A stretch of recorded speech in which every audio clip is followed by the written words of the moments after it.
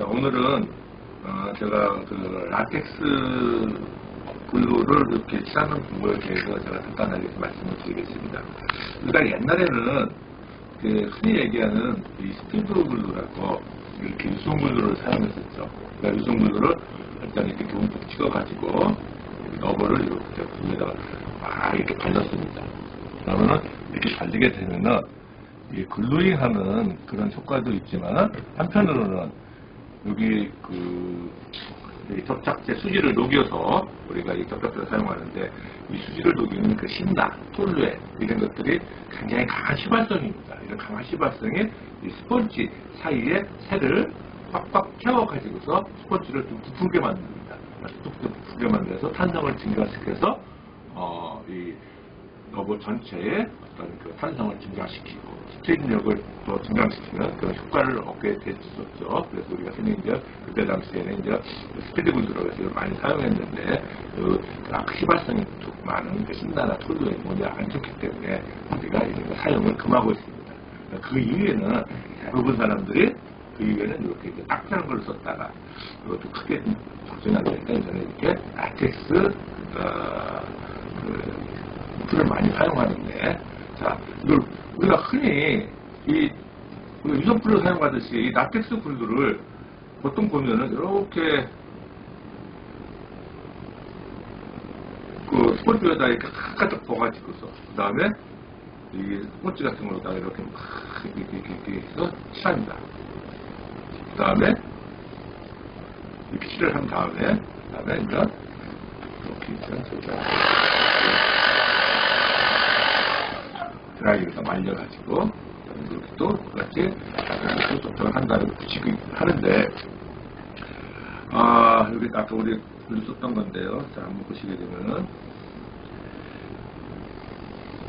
이 일반 스펀지고 여기가 이렇게 글루가 닿던 부분입니다. 이 부분은 굉장히 딱딱하게 경화가 되어 있습니다. 왜냐? 이 라텍스 고무가 안으로 침투를 했기 때문에 딱딱하게 경화가 되어 있는 겁니다. 그러면은 똑같이 이것도 스펀지입니다. 이것도 스펀지고 여기다가 이렇게 글루를 이렇게 엎어서 대면은 이게 드라이 말릴 때까지 이 수분이 안으로 침투가 돼서 이 스펀지를 굳게 만듭니다. 그래서 이 전체 우리 러버 두께는 3mm가 제한이 되어 있습니다. 그럼 글루잉 하는 것까지 포함 3mm인데 여기서 스펀지 두께는 보통 한 2.1mm에서 2.3mm까지 되어 있습니다만은 그 중에서 0.01mm도 우리가 손상이 되면은 이 경비력에 많이 영향을 많이 미치게 됩니다.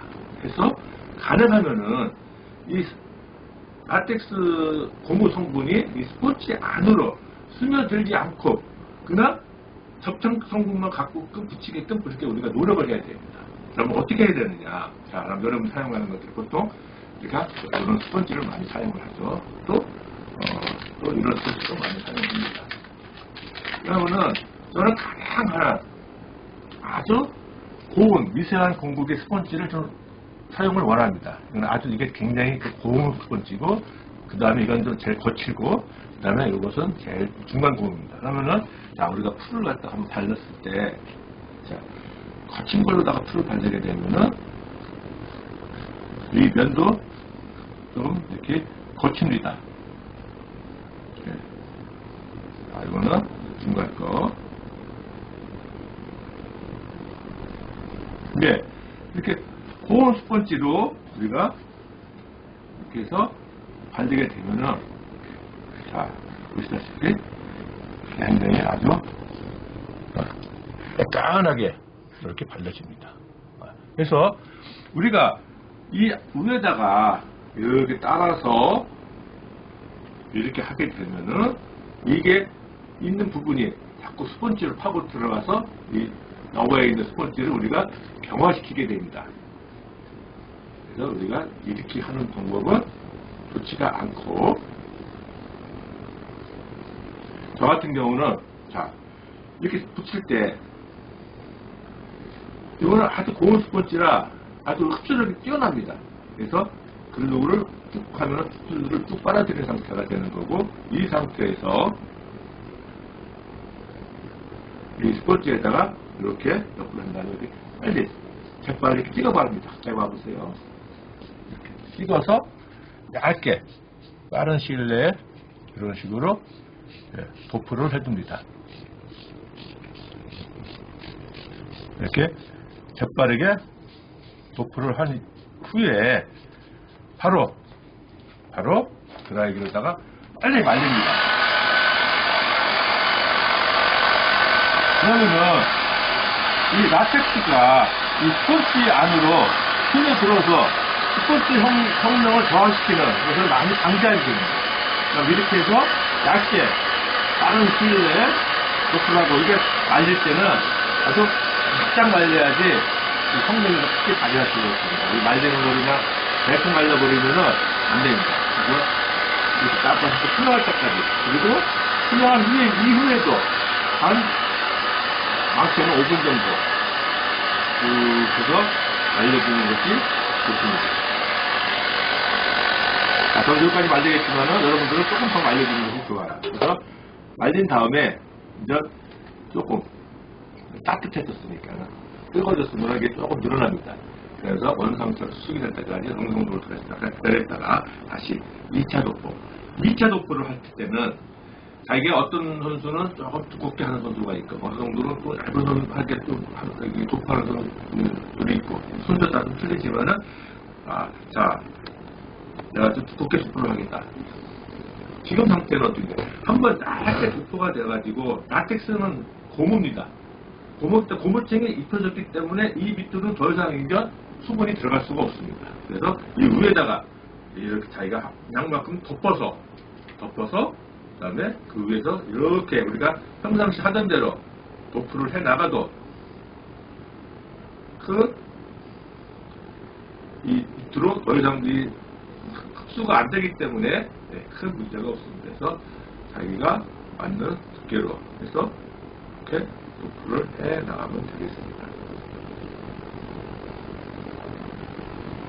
근데 그렇지 않고 1차 얇게 피막을 입혀주지 않은 상태에서 이렇게 내가 도프를 한다면은 이 도프하는 시간만큼 바로 글루는 밑으로 스며들어서 스펀지로 스며들어서 스펀지의 성능을 많이 저하시킨다는 겁니다. 자, 이렇게 해서 이제 깔끔하게 도프가 됐죠. 그러면 이 상태에서 또 아주 살짝 말리셔야 됩니다.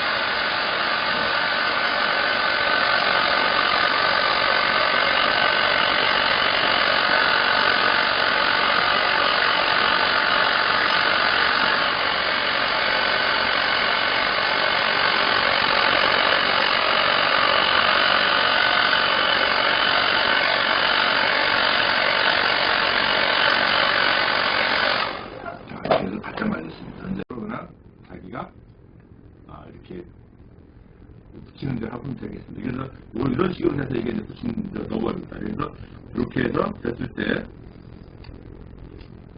이렇게 찌면은 보시다시피 이렇게 완벽하게 이렇게 일어납니다. 그러면은 자, 여기서 한번 다시 또 이걸 한번 제가 제거를 시켜보겠습니다.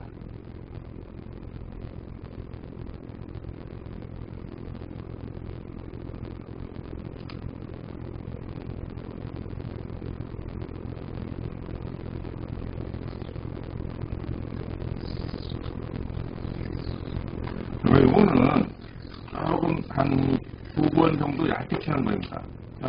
이렇게 하면은, 이 강하게 말려지고 어느 정도 시간이 지나면 이렇게 아주 질기게 보통은 막 떨어집니다. 아주 팽팽한 소리가 나죠. 팽팽하게 거의 우리가 풍선같이 아주 질기게. 그래서 어떤 고무침을 하나 마찬가지에 더 입혀줄 수가 있습니다.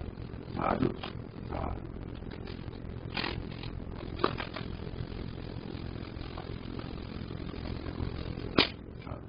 이렇게 해서 다시 고무침이 하나가 이제 탄생이 되고 이건 이렇게 좀 깔끔하게 떨어졌습니다. 이렇게 이제 고무침이 생성이 돼야지만이 나중에 이 나무하고 바로 닦여 있는 이 블레이드 나무에 바로 닿기 전에 이 고무층이 있음으로써 조금 더 탄성의 증가 효과가 있겠습니다.